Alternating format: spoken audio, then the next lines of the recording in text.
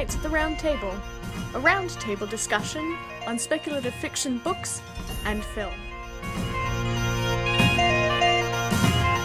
Hi everybody, welcome to the next episode of Knights at the Round Table. Today we are discussing, I was about to say the movie, no. Today we are discussing Not yet.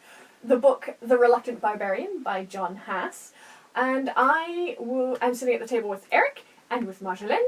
And I'd like to start with general impressions of the book. Eric, you get to go first. Okay. I met the author before I read the book, so I had a little bit of bias, because I'm a really nice guy, awesome person. And I heard him read from the book first, which made me laugh, because he does the most amazing voices.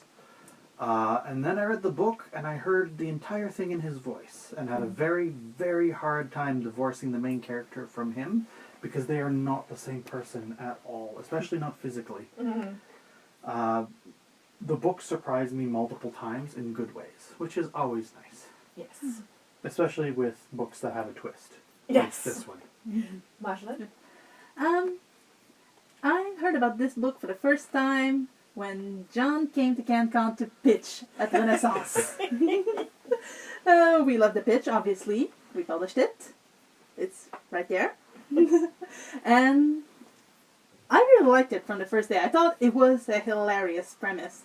It reminded me a lot of the absurd British humor sort of thing. And yeah, I think that's also not an unfair description. Yeah. I would agree. So again, caveat, I've met the author. I quite like him. He's good people. I've sold books beside him at a table at various events. Sorry, every time I sell with him, I end up selling his book more than anything else. I know, right? And he ends up selling my book.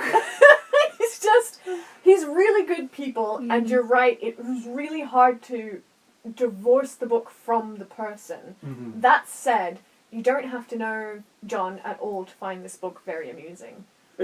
Absolutely not. Yeah. No. I am not really somebody who reads a lot of humor. Surprise. Shut up, everyone. It's not really my thing, and very rarely do I read a humorous book that is actually funny. And this book gave me a good giggle and one laugh out loud moment that I am going to rave about until I die, because I can still picture it in my head, and it is the funniest thing. So yeah. Only one? Only one. Yeah. It's the one that sticks in my mind the most. And yes, the premise is absolutely hilarious. But with a premise like this, it could easily fall flat, and I'm happy to say that it didn't. Humor is hard. Humor is really hard. Making people seriously depressed while reading a book is much easier. No, I totally agree. So much easier. Gosh, I don't know where to start with the book. The basic premise that the organization of heaven has decided to make wishes the same thing as... Yeah, they're finally going through their backlog. So they're trying to make... They made wishes the same as prayers, so they decided to go through their backlog. Yeah. And this poor guy who is now your stereotypical really boring accountant type dude, when he was a kid, wished that he could be a barbarian in a D&D campaign, but for real. Mm-hmm. With his best friend. With his best friend, who at the time that this actually comes to fruition is dead. Is dead. Well, by the time the wish is granted, he's undead. Yeah, well, yeah, that's just it. Oh, if I was that guy, I would be pissed! Dude, I was sleeping! Finally! If I remember correctly, he doesn't remember anything after his death. No, that's... So, yeah, that's true. We don't go into a Buffy season 4 or 5 thing where I was happy. 6. Yeah, 6. Six. Wow. From the Peanut Gallery. Thank you, Nathan. Yeah, Oh she yeah, doesn't hit a post 5. dawn. I forgot. Yeah, Yeah. it's after dawn. Yeah. The college years merge in my head. Can I say that I am very thrilled that there is a deliberate misdirection of one of my least favorite tropes of perfectly competent warrior woman falls for main guy even though he's an incompetent doofus. It was... Does she fall for him? No, that's the No. point. It doesn't happen in this book. I'm like, oh, thank fucking God! They are good friends. They She are likes good him. friends. She likes him as a person, but she doesn't fall head over heels for Yeah, him. she doesn't go from... And he doesn't really save the day through fighting? Yeah, no, Like, it's his... In these kinds of movie books He or doesn't movies... really do anything at the end. He thinks his way kind of through it. Yeah, And some things just accidentally happen, and that's funnier to me than if...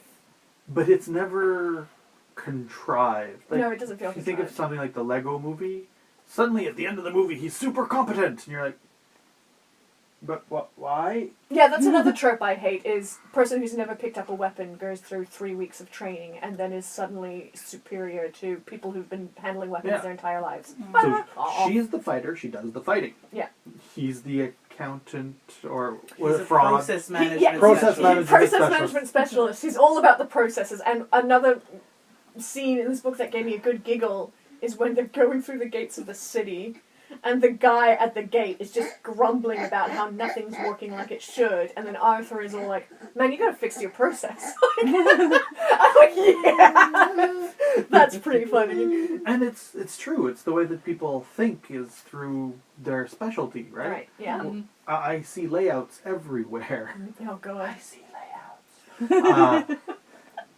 But you relate things to your main profession. So this is what he is amazing at. And Of course, the idea of a barbarian that is an actual wimp is very funny. absolutely hilarious that they made him a barbarian with no skill whatsoever. Just the loincloth and the giant Axe. weapon. Axe, okay. Yeah.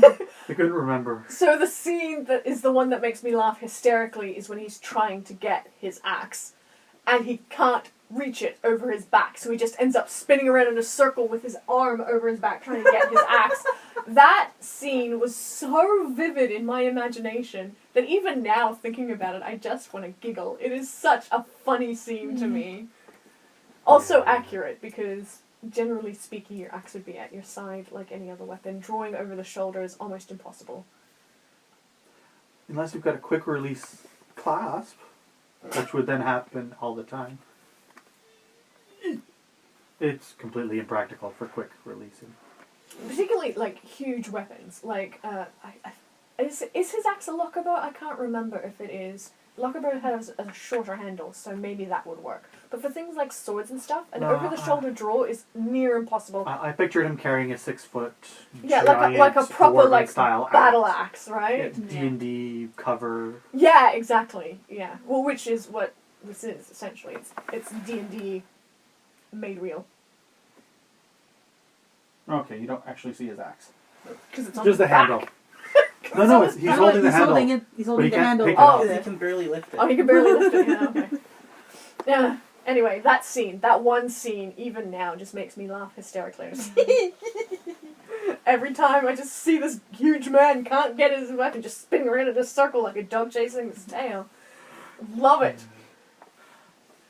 Something that for me makes comedy... what is important for comedy is that it's not just comedy. Like, if you Yeah, strip it out can't be all the humor and all the silly premises, there's a good fantasy book in here. Yes. There's a really interesting world. Yeah, so you could very easily turn this premise gritty if you wanted. Yeah, absolutely. Not that I would want to, but No, Yeah. well, I know certain people who might. shut up. It's Well, here's if the you thing. remove all the silliness and all the weird subversion of the trope, you get something that's pretty bland and uninteresting, I think. Like, it's the... Well, it's it's... the Depends that how you makes- you approach No, it. I agree, but there's still a sound fantasy foundation. Yeah. Yes. The yeah. whole thing with the two kings and all that. The undead army. The that- undead army, the clerics who just want to be left alone. Yeah, the dragon. Oh god, that was good. All of that together makes for a good, solid fantasy foundation. Mhm. So, And yeah, then it'd be just- kind of a bland fantasy. What makes it amazing is the humor. And some of his descriptions. Yeah, it's so yeah. So it's like Monty Python, right? If Mhm. Monty Python could have been and the Holy Grail, easily just like another King Arthur story, but it's the silliness of it all couched in this very real, very serious mythology or legend that makes it so yeah, funny it's to the me. interplay between the serious legend and story. Yeah, that's also why Men in Tights works well for me. Yeah. Because, again, the legend of Robin Hood is something I loved as a kid. I was always running around pretending to be Robin Hood. And, and then they just turned it into something hilariously silly. And it works, right? Because the premise is actually kind of serious, but the whole way it plays out is really very ridiculous. Sometimes Robin Hood taken too seriously just turns out silly. Yeah, unintentionally, and then it's just cringe. Yeah. Looking at you, last Robin Hood movie. Oh, is that the one with Taron Egerton? Yes. The I one that didn't they watch turned it into Kingsman. Kingsman, but with bows. I mean... It's basically a carbon copy of the Sword in the Stone Arthur movie that came out a couple years before, where it's all like... I actually genuinely liked King Arthur, Legend of the terrible Sword. action with no story. I mean... It's great if you get all the little historical in parts, but other than that, it's sort of like... Yeah, this is a prequel, pretending to be a movie. Yeah. This is the first 10 minutes of a movie, pretending to be a whole movie. Like that damn Dracula movie. Ah! Dracula Untold? Yes! But I ranted about that on a previous panel. I It was just, a prequel. I just appreciate the changing armor that shows off his arms for no reason in that movie. That's... Oh, no, they all have very pretty manes. Mm-hmm. And back Do we to go this... back to the book? Yes, sorry. Yes. Tangent? There's a lot of stuff I want to say that I can't. Why not? Spoilers. So, like, the What? horse. The whole thing with the horse. Yes, how he can't ride. If it wasn't at all for the last part with the horse, it would still have been absolutely hilarious. Because that horse was purposely egging him on the entire time. For the record, I have ridden horses like that. Yes. Mares, generally, who are stubborn AF, and if they don't think you should be on their back, well, tough luck. You are not going to get that thing to move. Right. Yeah. And that's hilarious on its own. Yeah. But then you add in the extra layer of the twist. Yes! And you're just like... that, yes. Also, watching people who've not ridden a horse before ride is equally as funny. So I have a friend, his name's Kevin. We used to do... we did a couple of sessions of equestrian archery together. And he'd never ridden before. So he was learning how to ride, and when it got to the trot, he didn't quite know how to post, which means raising up in the saddle as the horse is moving. And so he was just bouncing around. Poor bugger. That kind of felt good. And to me, that's hilarious. And every time I read about it, this book, I'm like, bless you. Kevin. So, one thing I really like about the writing style is it's very cinematic. Mm-hmm. To the point where it took me a long time to realize I had read certain scenes and not watched them. So the scene where he first gets on the horse and everyone is watching him and he's trying to be impressive for the girl, I swear I have seen it, but it's just from Yeah, reading. it's very so... easy to translate the words into images. Yeah. It's not so easy for some books, but this one it is Mhm. very easy. I think that has a lot to do with he doesn't over-explain. Yeah, his prose isn't heavy with purple sections. I mean, that's a big problem that I have sometimes. I get a little too involved in the language and forget what it is I'm supposed to really be saying. Pre-edits, guys. So, and it's a big problem with a lot of authors. Well, they'll go on flowery sentence after flowery sentence about a fucking stone or something. It's quite annoying. I'm looking at you, epic fantasy writers. 30 frickin' pages on meat pies. Oh, yeah. I mean, but meat pies, though. They're good. They're good. If I wanted a cookbook, I'd read a cookbook. Yeah, really. His prose is descriptive, but not overly so. It's sparse enough that it lets your mind work. It doesn't do the work for you, it lets your mind work, and so it's very easy to translate into images in your head. It means that a traditionally styled epic fantasy that would have been 500 pages, the same story fits into this. Yeah, it's very economical. Also, I also like how quick a read it is. It took me 2 bus rides. Even if it was longer, it would have been quick, just because Yes. it's such an easy style. You don't have to work. Yeah, to read it. Yeah, you don't need to carry a dictionary with you, which is nice. Wow. Yeah, it's a good pace. And That's what I mean. it's It's a quick, good it's pace. a good pace. It's written in a way that doesn't make you go, oh crap, wait, he might have mentioned this rock previously. Is it important, or is it just story building? Yeah, What does world this building. 40-page archaeological expedition have to do with the story? Nothing. Archaeology is fascinating, okay?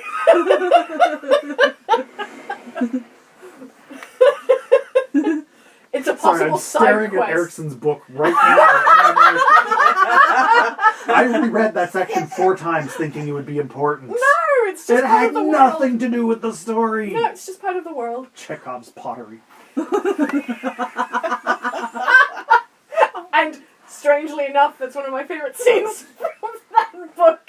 So, yeah, but John wrote very economically on this, and it moved it along very well. Mm-hmm. There's a nice, rich society and well described. Yeah. I like that each of the 3 main party members, if you want, are complete stereotypes. Yes, like very typically. But it still works. I think that's why it works. It's because a lot of this book is so incredibly tropey, but then, at least, like, the characters themselves are tropes, but in every other regard, it sort of takes those tropes and sort of messes with them or throws them out completely, and I really enjoy that, because you get these characters and you're like, I know exactly what's going to happen, and then you don't. Yeah, I was surprised 3 or 4 times by the twists. Oh yeah? And that's relatively rare in fantasy, unless it's epic fantasy, in which I have no idea what's going on. But in shorter humor fantasy, they tend to stick to a linear path that you can see. But no, not this. I also like the very serious journey or emotional journey of the undead dude. Yeah, I can't remember his name. It begins with an Mike. M. Thank you, Mike. I can barely remember my own name or my own characters' names, honestly. Then Mike. Yeah, Mike. Mike. So Mike's journey, he does deal with the fact that he's dead or undead and how he feels about that. Yeah. It's not fully resolved, No. but I do like that he's aware enough of it to make a couple of jokes about it here and there. yes. I also like that it becomes a point of contention because, he's undead and typical, like, sort of cleric, sort of good guys, like, the undead. Dude, the undead. Yeah. This is a problem. We are fighting the undead, and this guy, he's one of them.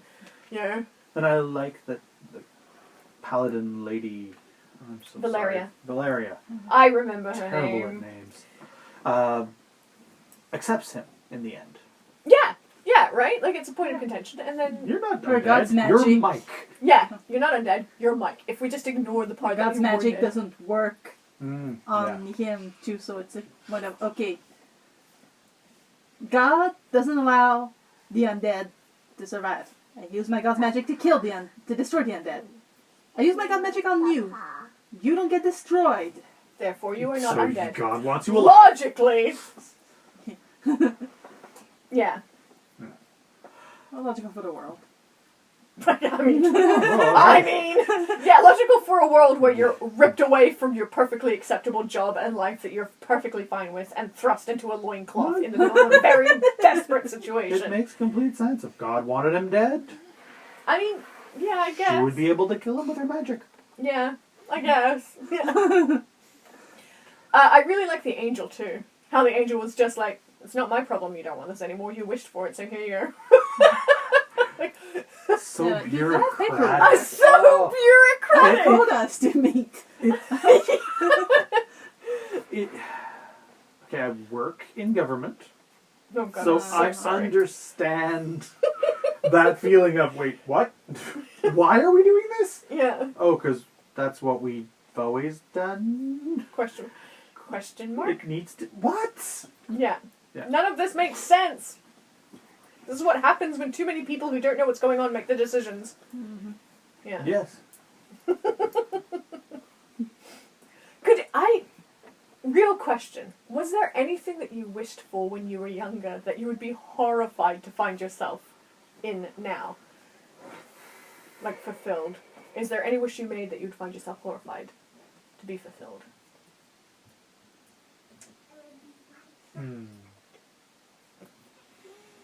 I often wished I was in the Star Trek universe, but I don't think that would have been horrifying. I would have been terribly undereducated. Yeah. But it's a Star Trek universe. You could go to university for free. True. And I'm sure they need writers. Yeah, I mean, I'm sure fiction is not a thing that just Goes ceases away. to exist. Hey, maybe writers can actually live off of writing. Too real. Yeah. Marja?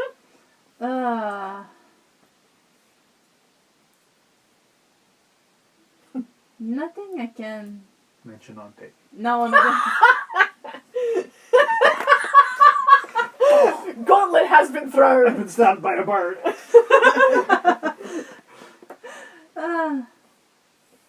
honestly, I don't remember the stuff I wanted when I was a kid. Oh, I do. Would you have been? No, I think I would have been perfectly happy being an elvish princess, thank you very much. Oh. I think I could manage that quite well. Oh, Elvish warrior princess. It would, maybe. yes, it would have to be an elvish There. warrior princess, yeah. I would be Danielle the Archer. Throwback! Oh, this is going up in a different order. Throw forward if you're watching this on YouTube. Spoilers. It's all a ball of wibbly wobbly Timey-wimey stuff. Yeah. Yeah. So yeah, but here's the thing though, if I was like an elvish princess, that would be in basically a Tolkien-esque world where there'd be awful things happening. And maybe that wouldn't be so much fun. But then I look at the world now and I'm like, is it any different?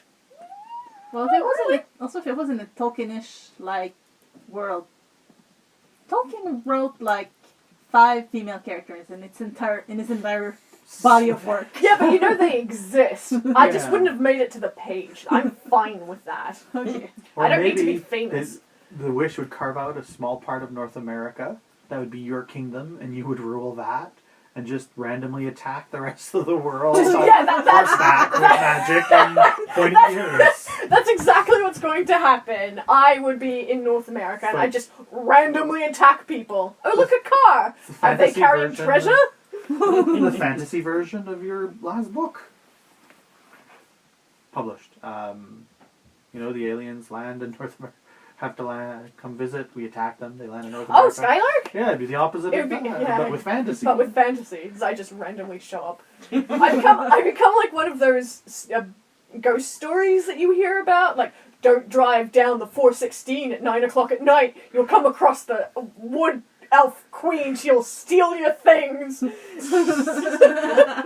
a giant stag. Riding with a sword giant and stag. Yes. It's a great wish fulfillment turned on its head. Which Yeah, is really right? nice. So that's another one of the tropes that I really enjoyed, that it's sort of been flipped around, because a lot of fantasy, particularly older fantasy that feature big, strong, masculine, macho characters, are all wish fulfillment fantasies, basically. And a lot of the, what I would call otherworld, Yeah. do have a very similar, I become the macho man who rules Yeah, everything. Who saves the day. It's Conan the Barbarian, but then you actually sit down and you think about it and you're like, what if actually I was thrown into this situation? Would I survive? Chances are slim. Like, So I just realized pretty much all of my books are what if a normal person is thrown into this situation? yeah, right? Because, you know, when you're a 13-year-old kid, you're like, hell yeah, adventure, action, Yeah. exciting things. You're a 30-year-old man, you're like, I just want to pay off the sleep. mortgage. Could you stop? Like, Morgan, that's quite the dream. I just want to sleep. all I want to do is sleep. I want a 6-hour block of sleep where I don't wake myself up.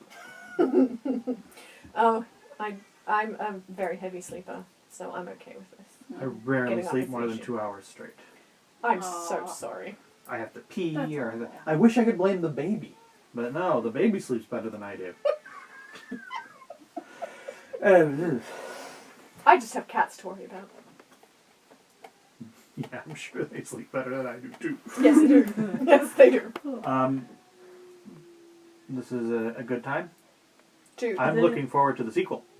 Oh, yes! The sequel will have been launched by the time this goes on. Yes. Probably. Yes, If it you're will. watching live, it is launching on Saturday. And it is called the The quest of the something spider. Wayward The Spider. Wayward The Spider. Wayward Spider, yeah. There we go. I knew it was the something spider. I knew could the word remember. wayward was in it. I'm like, the wayward sword? No. Wayward Spider. That's another book. Wayward Spider, which I'm assuming is just as funny and probably even better written because his first one was great, but he's had a lot more experience since then, winning multiple competitions. And I know the jerk, John. so jealous. Getting to go places to accept awards and shit. Ugh! He just accepted the award and meeting people. Oh, Nothing yeah, about sure. feces. Not sure why you would accept feces. What was that, a crappy joke? Oh, Eric! Your head is so coming off your shoulders in a book. I'm not in the doghouse. I'm in the outhouse. Oh, no, stop! Stop it! Stop! Stop! I'm melting! Flush with anger. God. You know, playing the sequel only gives you so This is my much hell. leeway to. This is my hell. So Yeah. I'm sure the sequel is going to be great. I have not personally read it. Have you You any must have, advanced right? readings? Yeah. We had advanced read. I've been part of the Acquisition process? acquisition and editing process, and And? yeah, Is it worth the 3-year wait? I'd say it is. Awesome. Yeah, I really am looking forward to finding out what happens with Arthur and gang. Just, is it, oh, Is it? wait, spoiler alert, is it a different gang? They do make an appearance in the sequel. Okay, alright, noted. So it's not Arthur and gang, it's in the same world with Cameo. My back just cracked again. 500 years old, god damn it. Alright, final thoughts and star rating then, Marja? I have a professional obligation to rate it 5 stars. But seriously, I really do like it a lot. It's Yeah. very funny. It's hard to do comedy well. Yes. And John is very, very good. He wouldn't be winning all those awards if he wasn't good. Yeah. Especially since, I mean, To be It fair was though, the- he did win the award for a horror story rather than a comedy story, but hey, Same talent muscles. is talent. yeah, talent is talent. It's really the same muscles. It's all about surprising people and making them feel something that they weren't expecting to. That's true. Yeah. Yeah. Eric? I want to be unbiased and say lower, but I'm going to give it a 5. It's completely rereadable. It's really enjoyable. It's fun. Mhm. And I can't think of anything negative to say about it, other than it's taking him a long time to write more. Yeah, John. I All mean, these but horror I short can say stories that and about stuff. the majority of the authors I read Yeah. anyway, Yeah. including myself.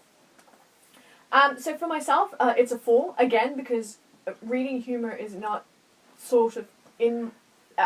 reading humor for me is difficult, though this did make me laugh out loud on a bus surrounded by people because I forgot where I was. I was quite involved with the story.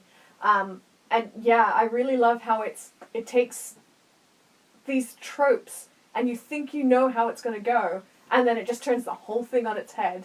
And also little individual tropey bits in the story are also turned around or thrown out completely. And I really enjoy that about any book, comedy or no. So, yeah, definitely worth picking up.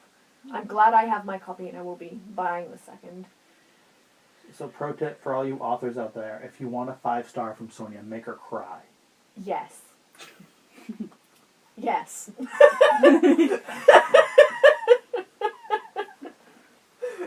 Alright, Eric, pick the next book. Oh, Oh that looks like the next book picks itself. Go Nope. back. no! No, it's going back in.